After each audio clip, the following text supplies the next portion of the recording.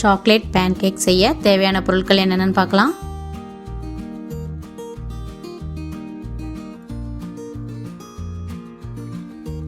கோதுமை மாவு 200 கிராம், பால் 400 milli, butter 2 teaspoon, baking powder 1 teaspoon, baking soda 1/4 teaspoon, cocoa powder 2 teaspoon, vanilla essence 1 teaspoon, உப்பு 1 சிட்டிகை, சர்க்கரை 100 gram, chocolate syrup 3 teaspoon. முதல்ல ஒரு பவுலில் கோதுமாவை ஆட் பண்ணுறேன், சர்க்கரை ஆட் பண்ணுறேன், கொக்கோ பவுடர் எல்லாத்தையும் ஒன்று ஒன்று ஆட் பண்ணிக்கலாம். உப்பு 1 சிட்டிகை, பேக்கிங் பவுடர், பேக்கிங் சோடா ரெண்டையுமே போட்டேன். பேக்கிங் சோடாங்கிறது நம்ம வீட்டில் யூஸ் பண்ணுற சோடா உப்பு தான். இது வெண்ணிலா எசன்ஸ் 1 டீஸ்பூன் ஆட் பண்ணுறேன்.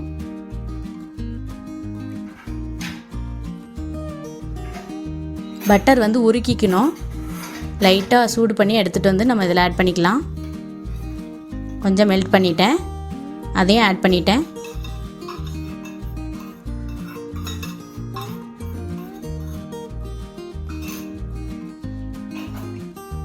எல்லாமே கலந்தாச்சு. அதனால் ஒரு தடவை எல்லாத்தையும் நல்லா மிக்ஸ் பண்ணி விட்டுட்டு பால் ஊற்றி நம்ம கரைக்க போகிறோம்.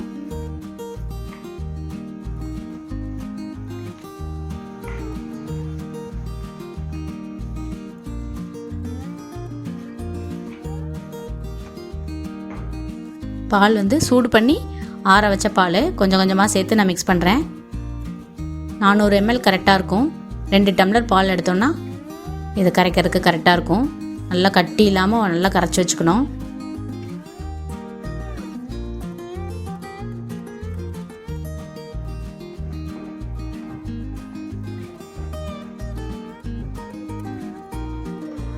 பேன்கேக் மைதா மாவுலேயும் ஆட் செய்யலாம், கோதுமை மாவுலேயும் செய்யலாம். நான் கோதுமை மாவு ஆட் பண்ணியிருக்கேன்.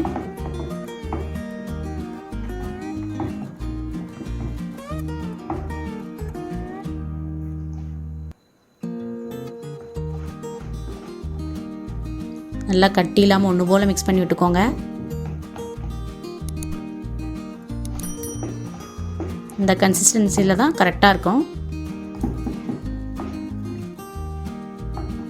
ரொம்ப தண்ணியாகவும் இருக்கக்கூடாது, ரொம்ப கெட்டியாகவும் இருக்கக்கூடாது.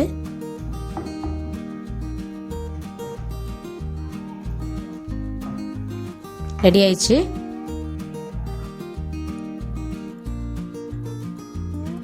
இப்போ அடுப்பில் நான் ஒரு நான்ஸ்டிக் பேன் வச்சுருக்கேன்.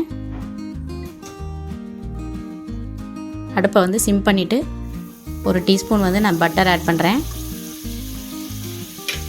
பட்டர் உருகின உடனே நம்ம ஒரு 2 கரண்டி அதில் ஆட் பண்ணிடலாம்.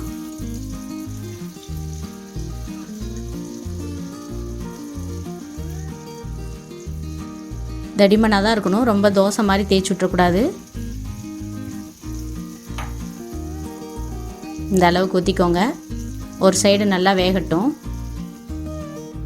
பாருங்கள், அதெல்லாம் ஓட்டை விழுந்து பபிள்ஸ் மாதிரி வர ஆரம்பித்தோடனே நம்ம அழகாக எடுத்து திருப்பி விட்டுடலாம்.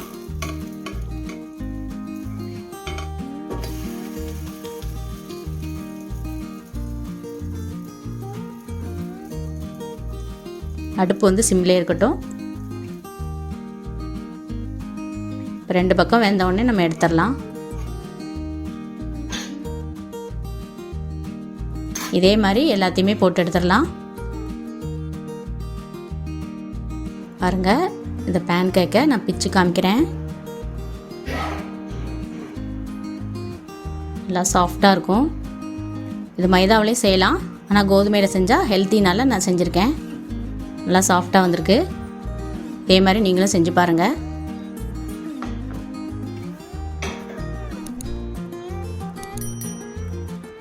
செஞ்சதுக்கப்புறம் மேலே அப்படியே சாக்லேட் சிரப்பை ஊற்றிட்டு நம்ம அப்படியே சர்வ் பண்ணிடலாம்.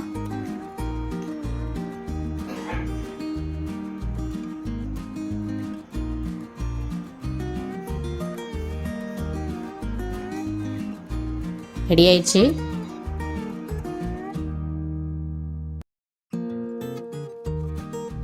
சுவையான சாக்லேட் பேன்கேக் ரெடி.